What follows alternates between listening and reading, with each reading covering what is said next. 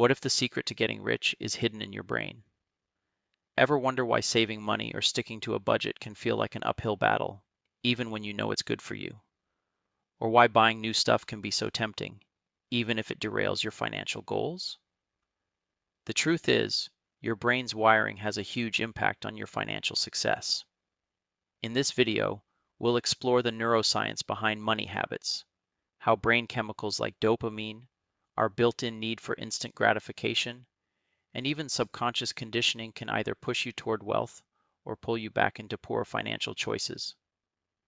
More importantly, we'll share how you can retrain your brain to make better money decisions effortlessly. If you've ever felt like you're fighting yourself when it comes to money, keep watching. The battle is happening in your head, and we're about to arm you with the tools to win it. Psychological breakdown. Meet your money mind. Let's start by understanding the two sides of your brain that are constantly in a tug of war over your money. On one side, we have your impulsive emotional brain, the part that says, "Ooh, new shiny thing, buy it now." This is linked to the limbic system, which drives instant gratification.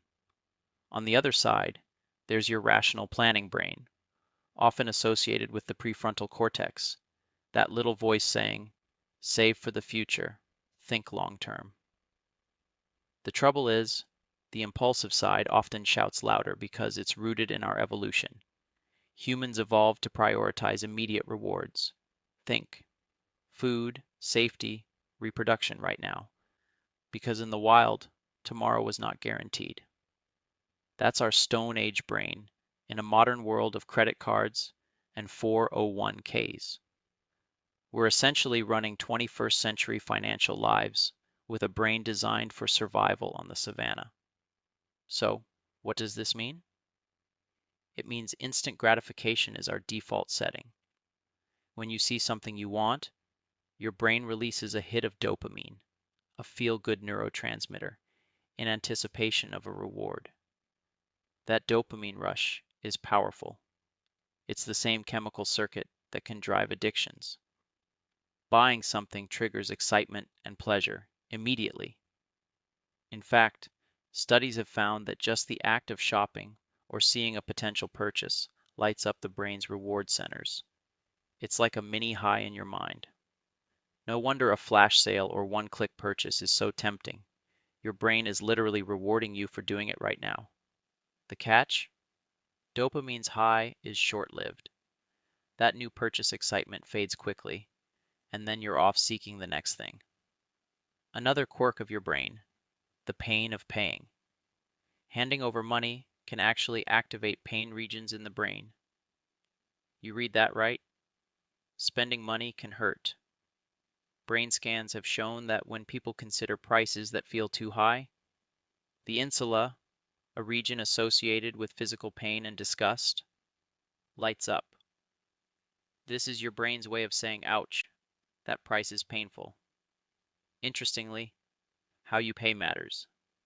Neuroeconomics research found that when you pay with a credit card, that pain response diminishes.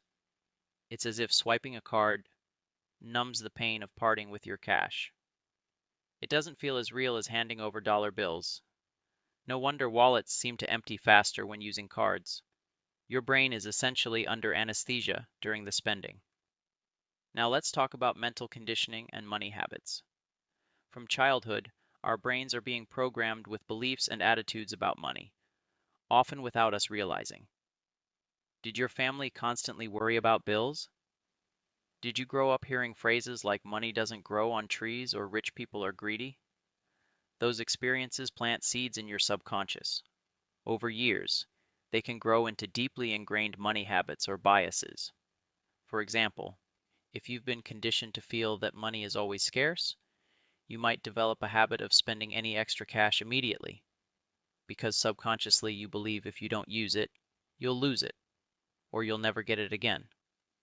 On the other hand, if you were taught from early on that saving is important, you might automatically put away part of your paycheck without even thinking.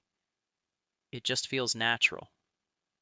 Our brains are like sponges, especially when we're young. We absorb financial behaviors from parents, culture, and even media. These become mental scripts that play out in adulthood. Here's an interesting aspect of conditioning. Sometimes people tie their self-worth to money without realizing it. For instance, buying pricey gifts or having the latest gadgets might make someone feel successful or loved because their brain got wired to equate spending with social approval or personal value. Others might have a hidden belief that money is evil or I don't deserve to be rich, perhaps from childhood messages, and they end up sabotaging themselves financially, like turning down opportunities or overspending as soon as they save a bit, as if to get rid of money. The brain can be your best friend or worst enemy here. Lastly, consider fear and risk aversion, the brain's safety mechanism that can hold you back financially. Humans are hardwired to avoid loss. Studies show losing $100 hurts more than gaining $100 pleases us. This made sense for survival. Avoid losses, like losing food or shelter, at all costs. But in modern finances, it can backfire. It can make someone overly cautious, like keeping all their savings in cash because they're afraid of investing and possibly losing some. Ironically, that safety can lead them to miss out on growth. Inflation quietly eats away cash, and investments left untouched can significantly grow wealth over time. Or think about starting a business. The fear of failure might stop you from ever trying, which guarantees you never succeed. In short, our brain's fear circuits, especially the amygdala, the fear center, often scream avoid risk, which can keep us stuck and not moving forward financially. Real life examples, your brain in action or inaction. Let's illustrate these concepts with a few examples and stories. Example 1. The marshmallow test, delayed gratification. In a famous experiment, researchers offered young children a marshmallow and told them they could either eat it now or wait 15 minutes and get 2 marshmallows. This simple test turned out to predict a lot about those kids' futures. The children who managed to wait, delaying gratification, tended to have better life outcomes, even financially, years later. Why? Because the ability to delay gratification is like a superpower for saving and investing. If you can resist the eat the marshmallow now urge, you can resist blowing your paycheck immediately and instead invest it for a bigger payoff later. Now, as adults, our marshmallows are everywhere. That new phone, those shoes, the urge to upgrade your car right now.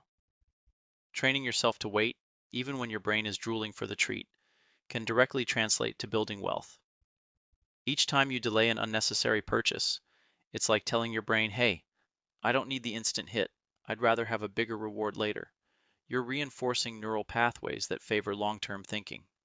The good news is you can train yourself to get better at waiting for that second marshmallow.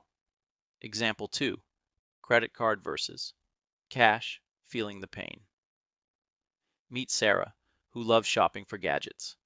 Whenever she used her credit card, she barely hesitated to splurge on the latest tech.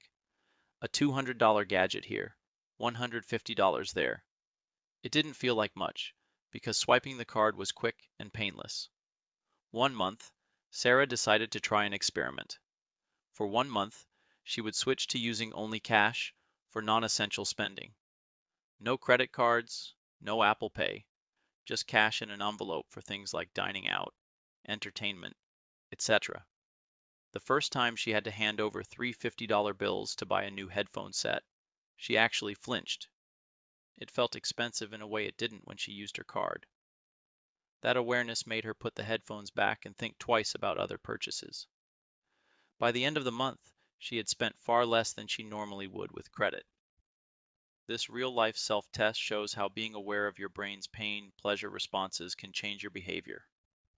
Sarah essentially hacked her brain by removing the credit card painkiller and letting the natural caution of spending cash guide her to spend less. Now she still uses cards for convenience, but for categories she tends to overspend. She switches to cash as a control mechanism. Example 3.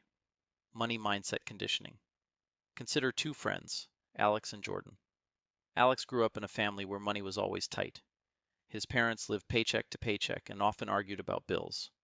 There were no investments, no savings. As soon as money came in, it went out. Jordan, on the other hand, grew up with parents who budgeted and saved. They weren't wealthy, but they consistently set aside a portion of every check for a rainy day and talked about goals like saving for vacations or retirement. Now fast forward to adulthood. Alex finds money slips through his fingers. The moment he gets paid, he has an urge to spend, upgrading his phone, eating at nice restaurants, buying gifts for people, and often ends up short by the next payday. Saving feels impossible to him, almost like money is meant to be spent immediately. Jordan, meanwhile, automatically funnels 15% of her income to a savings account and contributes to her retirement fund. She doesn't really feel the pain of these savings. It's just what she's used to doing. These two are a classic example of how mental conditioning from early life guides adult behavior. Alex's brain was wired with a scarcity mindset and a view that money is here to enjoy now, because who knows about tomorrow. Jordan's brain was wired for planning and security. Once Alex realized his upbringing was holding him back, especially after seeing how differently Jordan handled money, he decided to change his script. He set up tiny automatic transfers to savings, and when he saw the balance grow, his brain actually got a little dopamine hit from saving. That positive feedback started rewriting his old script. Alex's story shows that recognizing your money programming is the first step to changing it. All these examples highlight the battle between our brain's instincts and our better financial judgment. And importantly, they show that with awareness and small changes, you can help the right side win. Actionable takeaways. Rewire your brain for wealth. The brain is malleable. It can learn and change, a concept called neuroplasticity. So, you're not stuck with bad money habits or fears forever. Here are some powerful yet practical ways to retrain your brain and set yourself up for financial freedom. 1. Practice delayed gratification with weight. Rules. If you see something you want to buy on impulse, impose a waiting period on yourself. For small purchases, make yourself wait 24 hours. For bigger ones, try 30 days. This is you practicing the marshmallow test in real life. Often you'll find that after the cooling off period, the urge to buy has faded or you realize you don't need it. If you still strongly want it, at least you're buying it with a cool head. This trains your brain that not buying immediately is fine. Nothing bad happens if we wait. Over time, those dopamine-fueled impulse signals get weaker as your brain learns you call the shots, not the sale or the shiny object. 2. Gamify your saving habits. Make saving money a game to engage that reward-loving part of your brain. For example, challenge yourself to save an extra $10 a week and track it. Use a savings app or even a simple chart to visualize your progress. When you hit a milestone, give yourself a small reward or treat, something fun but inexpensive. By doing this, you're giving your brain mini rewards associated with saving, not just spending. Make it a challenge, maybe a no-spend streak, to see how many days you can go without a non-essential purchase. The point is to make saving, investing, feel as exciting as spending. 3. Automate good decisions. Our brains like the path of least resistance. You can use this to your advantage by automating your finances. Set up an automatic transfer to a savings account or retirement fund each payday before you have a chance to spend that money. This way, your rational brain makes the decision once when you set up the automation, and your impulsive brain doesn't get a chance to intervene each time with, "But I could use that money to buy." It's gone to savings before you notice. Over time, you won't even miss that money because you'll adapt to spending a bit less. Automation essentially builds a protective fence around your money goals, so your short-term impulses can't easily break through. Use cash for problem categories. If you have a particular spending weakness, say, eating out or shopping for clothes, try using the cash-only method for that category for a while. Withdraw a set amount for, say, dining out, and when it's gone, it's gone. Physically handing over cash re-engages your brain's natural caution. You'll likely find you become more selective about what's worth spending on.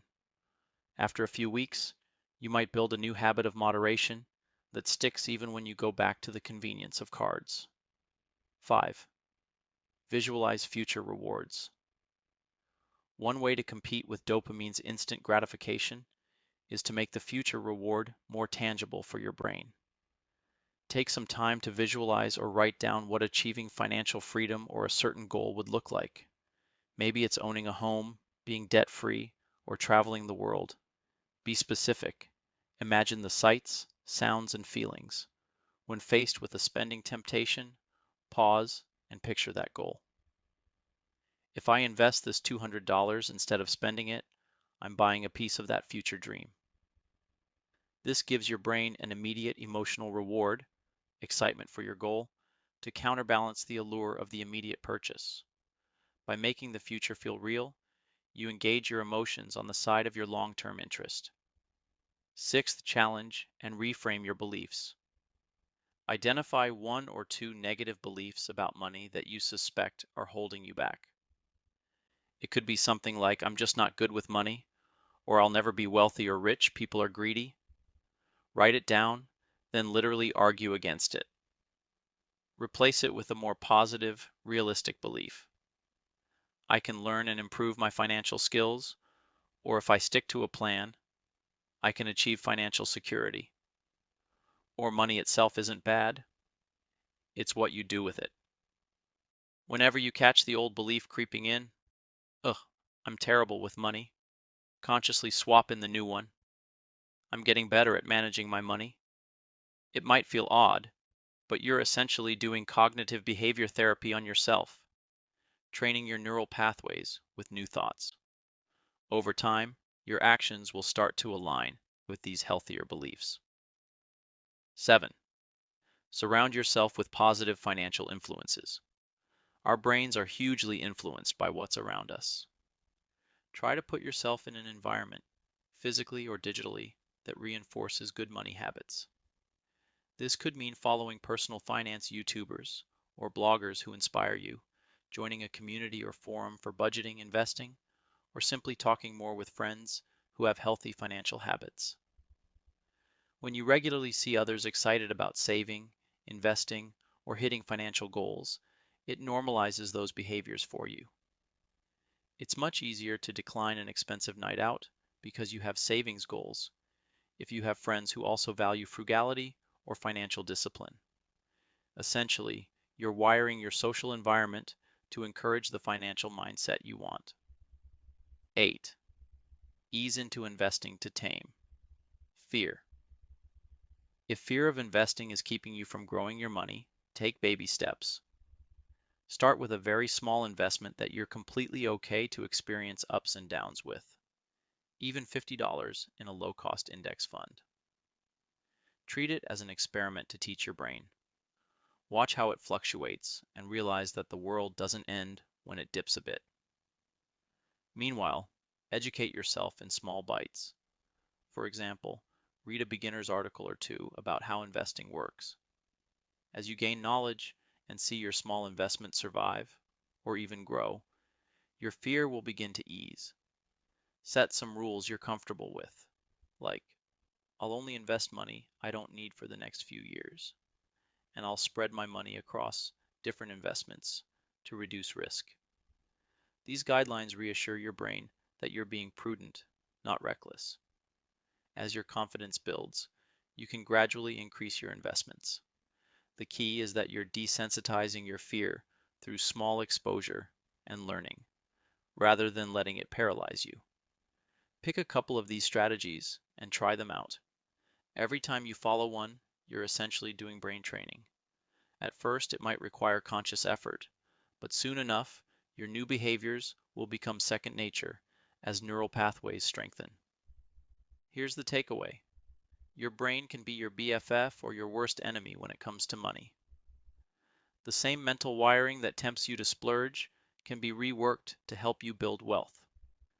Financial freedom isn't just about dollars and calculators, it's about mindset and psychology. By understanding the science of how your brain works, you've gained a superpower, the ability to catch yourself, to hack your habits, and to make choices that align with your long-term goals instead of immediate impulses. Remember, you are the boss of your brain. It might have some outdated programming. We all do. But you now have the tools to update it. Start with one or two of the strategies we discussed. Small changes lead to big results when done consistently. Imagine a year from now. You could be someone who finds joy in watching investments grow, who feels in control of spending, and who doesn't lose sleep over money troubles. That's the payoff of a financially trained brain. If you found these insights helpful, please give this video a thumbs up. Have you noticed your brain either helping or sabotaging your finances? Share your experience in the comments. We'd love to hear how you deal with it. And don't forget to subscribe to Boom Blaster Stoic for more insights on mastering your mind and money. Together, let's continue turning psychological secrets into financial success. Thanks for watching, and here's to building not just wealth, but a mindset to maintain it.